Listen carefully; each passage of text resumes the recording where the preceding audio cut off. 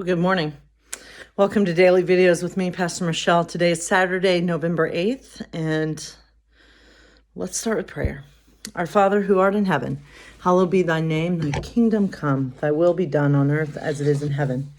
Give us this day our daily bread, and forgive us our debts as we forgive our debtors. And lead us not into temptation, but deliver us from evil. For thine is the kingdom, and the power, and the glory forever. Amen.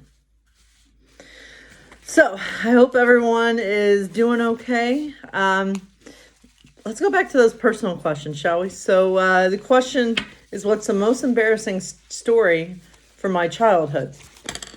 Well, this one is hands down the easiest one to answer so far. So when I was a tween, I was like 11, I think, 10 or 11.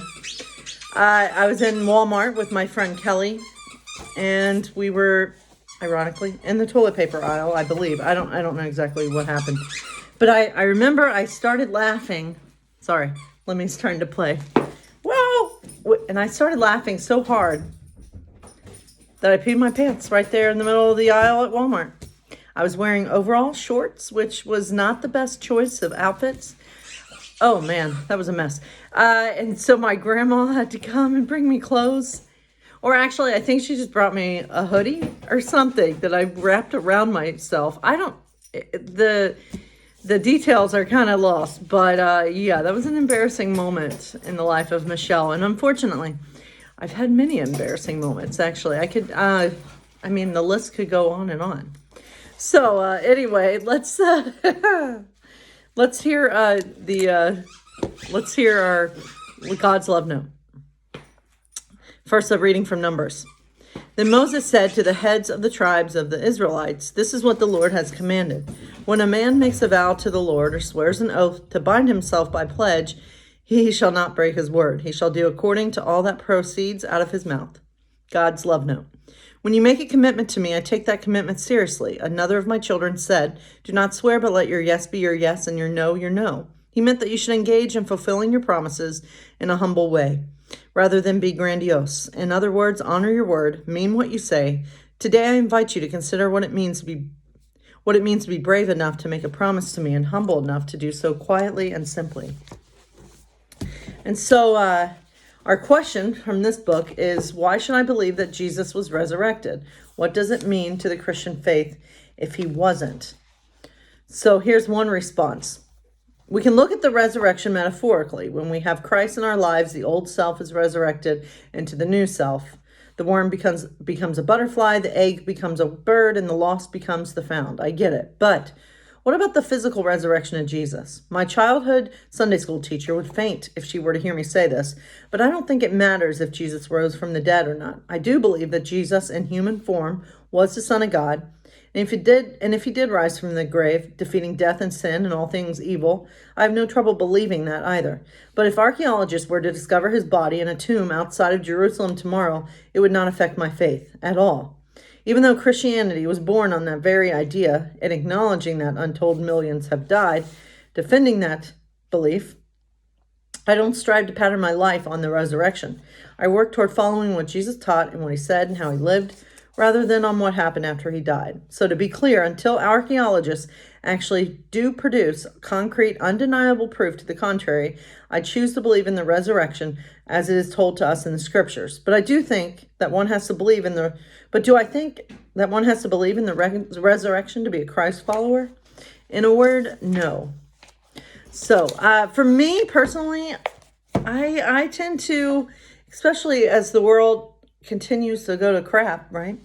I tend to believe that Jesus did physically resurrect from the dead, and it is part of my faith. It's what holds me, because for me, that story, Jesus' story of dying and facing the darkest hour and then coming through on the other side, that's the foundation of my faith, and it shows that no matter what happens, no matter what life throws at us, even if it's death, death will not have the final victory, and there is hope, even for after death, after life.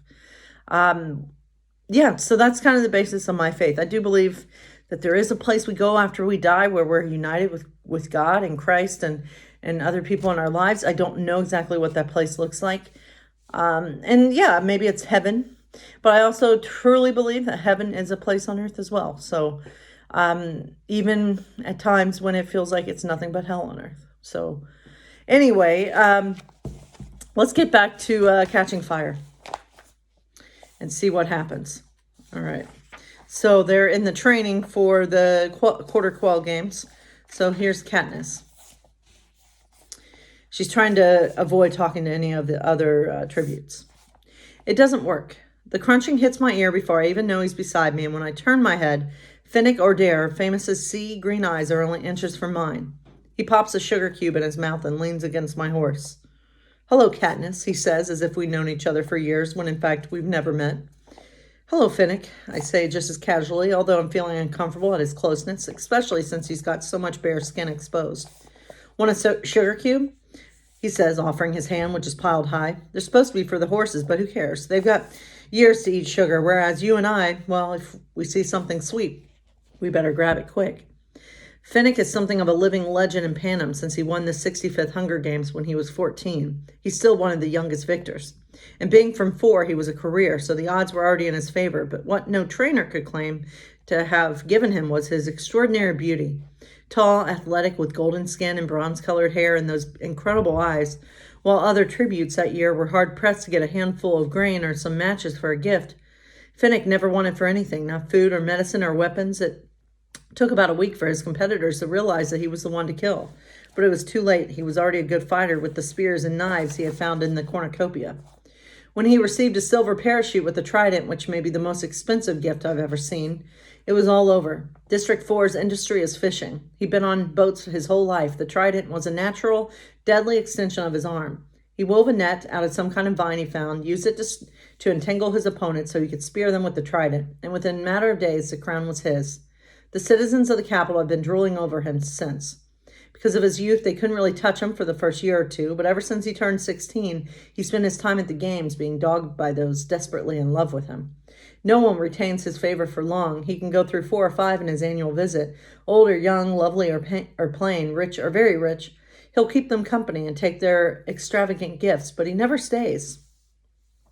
And once he's gone, he never comes back. I can't argue that Finnick isn't one of the most stunning, sensuous people on the planet, but I can honestly say he's never been attractive to me. Maybe he's too pretty, or maybe he's too easy to get, or maybe it's really that he's just be too easy to lose. No thanks, I say to the sugar. I'd love to borrow your outfit sometime, though. He's draped in a golden net that's strategically knotted at his groin so that he can't technically be called naked. But he's about as close as you can get. I'm sure his stylist thinks the more Finnick the audience sees, the better. So my friends, God bless you, and I hope you have a safe day. Enjoy your Saturday.